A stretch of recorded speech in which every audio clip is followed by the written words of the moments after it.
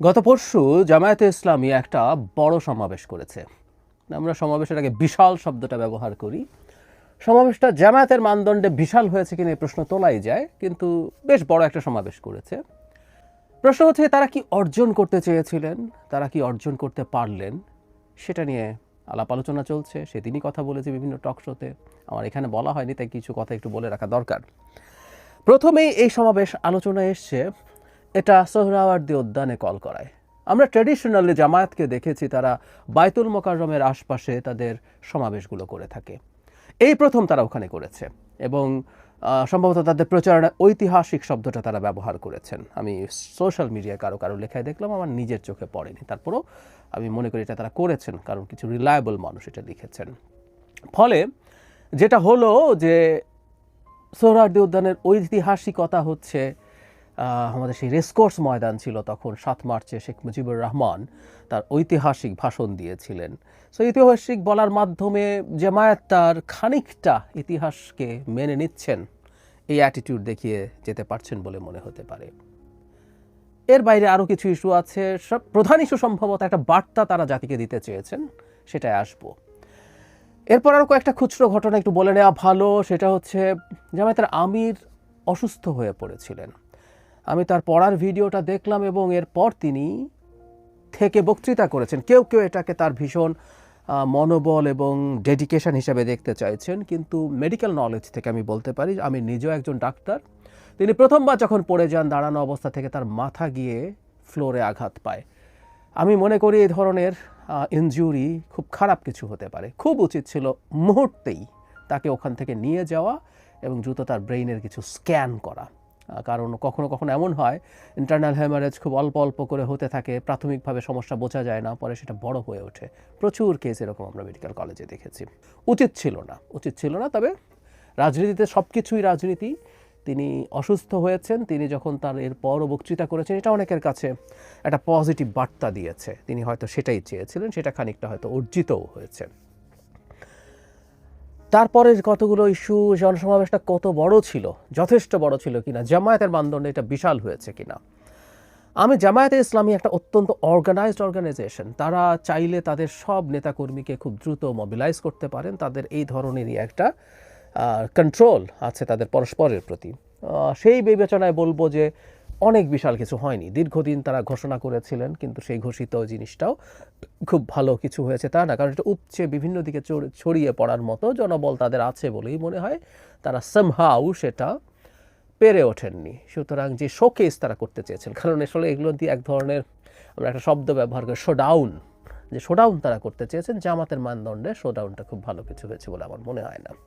আরেকটা বিষয় আলোচনায় এসছে, জামাতের জন্য ট্রেন বরাদ্দ দেওয়া হয়েছে। তার ভাড়া তারা দিয়েছেন, কিন্তু একটা রাজনৈতিক দলকে এভাবে রাষ্ট্রের পক্ষ থেকে, সরকারের পক্ষ থেকে ট্রেন বরাদ্দ নিয়েও তীব্র সমালোচনা আছে। প্রশ্ন আসতেই পারে যে কোনো দল বা সব দল ভাড়া দেওয়া সাপেক্ষেই কি ট্রেন ভাড়া পাবে? দল বড় ছোট জানি না, যে কেউ যদি বলে যে আমরা ট্রেন ভাড়া চাই, সেই ভাড়া তারা পাবেন কিনা এই প্রশ্ন খুবই ভ্যালিড। সুতরাং এই প্রশ্নটা করাই যেতে পারে এবং এই নজির এই সরকারের জন্য খুব ভালো কিছু হয়েছে বলে আমার মনে হয় না। কারণ বাংলাদেশে ট্রেন ছাড়াও আসলে নেতাকর্মীদেরকে আনার যথেষ্ট পথ আছে। বিএনপি আওয়ামী লীগ সরকারের সময় ট্রেনের তো দূরেই থাকুক, তাদের নানা রকম বাধা দেওয়ার চেষ্টা করা হয়েছে, কিন্তু তারা তাদের নেতাকর্মীদের ঢাকায় আনার ব্যবস্থা করেছেন। আমাদের ইউজুয়াল ট্রান্সপোর্টে এটা ভেরি মাচ পসিবল। এই সমাবেশে জামায়াত আসলে 7 দফা ঘোষণা করেছে। অ্যাপারেন্টলি মনে হবে এটাই তাদের মূল বিষয়। অনেক বক্তৃতা হয়েছে, 7 দফার কথা আমি একটু বলি কি কি বলেছেন তারা। এক হচ্ছে 2024 সালে 5 আগস্ট ও অন্যান্য সময় সংগঠিত সব গণহত্যার বিচার। অন্যান্য সময় এতে হয়তো আমরা 71কেও ঢোকাতে পারি। 2 রাষ্ট্রের সব স্তরে প্রয়োজনীয় মৌলিক সংস্কার। 3 ঐতিহাসিক জুলাই সনদ ও ঘোষণাপত্রের পূর্ণ বাস্তবায়ন। জুলাই অভ্যুত্থান শহীদ ও আহতদের পরিবারের পুনর্বাসন। 5 জনগণের প্রকৃত মতামতের প্রতিফলন ঘটাতে পিআর পদ্ধতিতে জাতীয় নির্বাচন আয়োজন, প্রবাসীদের ভোটাধিকার নিশ্চিত। তারপর বলা হচ্ছে সব দল ও প্রার্থীর জন্য লেভেল প্লেইং ফিল্ড। এর মধ্যে কয়েকটা জিনিস মৌলিক সংস্কার, তারা এনসিপি এই আলাপে আছেই।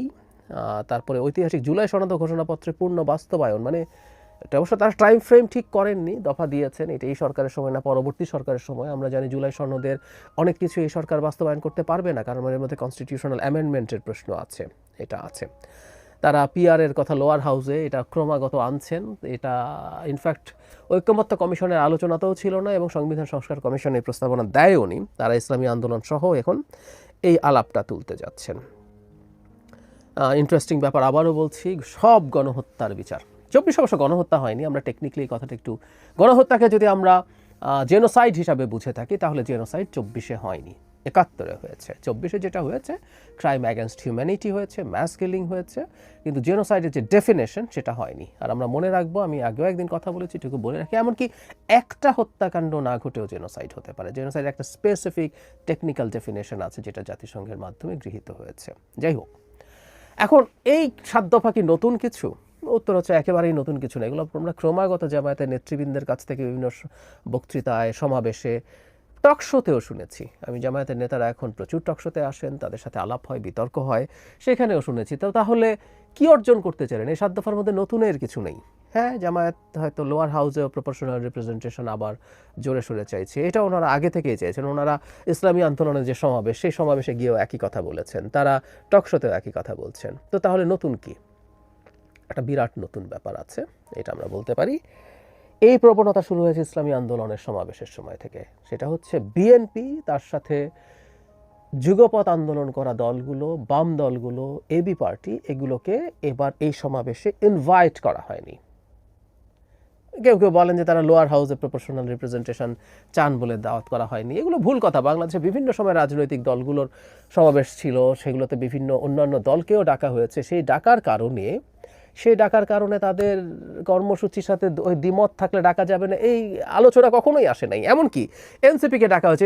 এনসিপি তো লোয়ার হাউসে প্রপোর্শনাল রিপ্রেজেন্টেশন চায় না, তারা আপার হাউসে প্রপোর্শনাল রিপ্রেজেন্টেশন চায়। তারা লোয়ার হাউসে আমাদের existing system first past the post চায়। তো তাহলে এই যুক্তিও আসলে খাটে না।